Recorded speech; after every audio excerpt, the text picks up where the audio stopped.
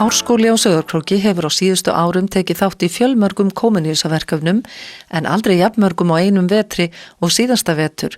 Þá hófst til dæmis verkefni á miðstigi sem tengist umhverfismálum og endurvinnslu í skólanum sem taka þátt en þeir eru í Ungverjalandi, Króatíu, Pólandi, Þýskalandi, Wales, Spáni, Ítalíu og Finnlandi auk Íslands. Í tengslum við verkefnið hafa nemendur lært flokkun úrgangs, endurvinnslu og hljóðfæragerð úr verðlausu efni svo eitthvað sé nefnt. Samskipti nemendana fara fram í gegnum Skype og hafa þau gengið mjög vel.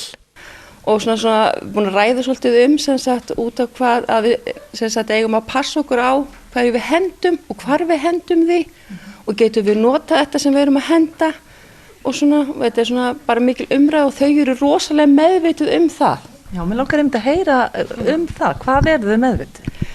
Mjög svo. Mér finnst þau mjög meðvituð oft þau eru að henda, kannski einhverju að koma til mér og segja, Hófi, hvar á ég að setja þetta? Hvert fer þetta? Hvert er þetta? Og eins og niður í matsal og svona, þau eru mjög vandvirk. Ég held að þau oft miklu vandvirkar en við fullorðna fólki. Heldur þetta sé mikið bara allir við séum bara svona frá náttúrunnar hendi og okkur finnst þetta erfitt og við eigum ekki, þetta er bara hreinlega rátt að henda hlutum. Ég held að þegar við fáum upplýsingar það, við náttúrulega höfum okkur eins og fyrir okkur haft ekki sagt sem svo. Og ef börn allir sjá að við erum að henda þessu allt, þá gera þau það sjálf, þetta er svo bara með allt annað. Góð fyrirmynd í þessu hlýtur að vera góð eins og önnur fyrirmynd í einhverju öðru, skilur hvað ég á við. Og þau eru svo fljóta að tilengja sér, við veit að börn eru fljóta að tilengja sér upplýsingatækni. Þá hljóta þau líka að vera fljóta að tilengja sér þetta. Það er allavega mín upplifun og mín reynsla. En þið eru ekki bara að gera þetta hérna í Árskóla, þetta er samvinnuverkefni alveg margra, hvað er þið, 9 lönd í þessu? 9 lönd, já. 9 lönd og það hefur gengið bara mjög vel. Og þau fá að kynnast löndunum, við gerum verkefni fyrra, þá vorum við, tókum við öll landi fyrir, hvað voru margir íbúar í hverju landi, hvar landi voru staðsett í Evrópu, hvað einkenndi hvert land og svo náttúrulega kom fótboltinn þarna inni og það náttúrulega kynntust ennþá meira, sum hefðu ferðast til þessara landa og þetta var bara, já, mjög skemmtilegt verkefni, mér finnst það og ég hef viljað mjög gjarna fá meiri tíma. Þín reynsla núna, þetta er seinna árið í þessu, að þetta er eitthvað sem við ættum ekki að sleppa að gera? Alls ekki.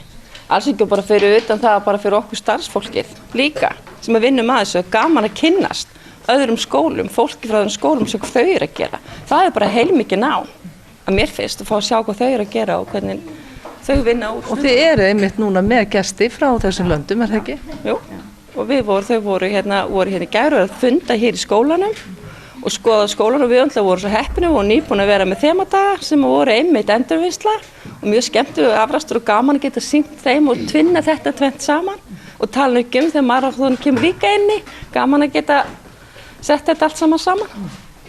Tilgangur þessara samstarfsverkefna er að auka vitund nemenda á þeim tækifærum sem þeim kunna bjóðast í framtíðinni til menntunar og atvinnu í öðrum löndum Evrópu, ásamt því að kynnast menningu og þjóðfélagsaðstæðum í hinum þátttökulöndunum og einn liður í þeirri vinnu er að skiptast á heimsóknum. Þegar okkur á N4 Baragarði voru kennarar frá Finnlandi í heimsókn í Árskóla. Oh, it has been absolutely wonderful. I mean, the school, it's really modern, and the students, they are so well behaved. Yes, and you think so? Yes, I do. And I also admire their language skills, their English. It's very, very good. Yeah. But to cooperate with so many schools, you are cooperating with 8 other schools. Yes. Is that very difficult? Well, it's kind of hard work, but it's worth it because it's for the teachers and for the students. For both, you get so much of this. So it's worth to do the work. Mm-hmm.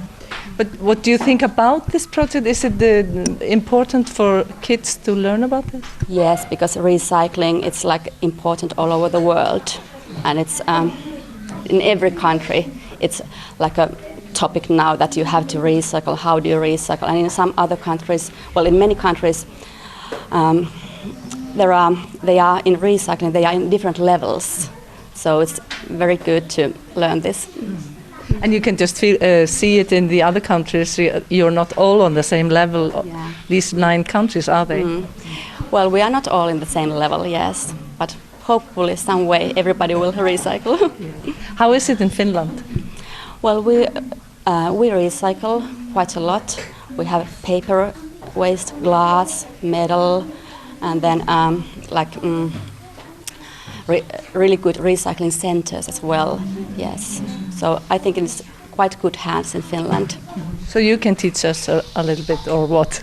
Well, I think you already know a lot about it. Today I think we are going to go to the recycling center, so then I know more about your waste to recycle.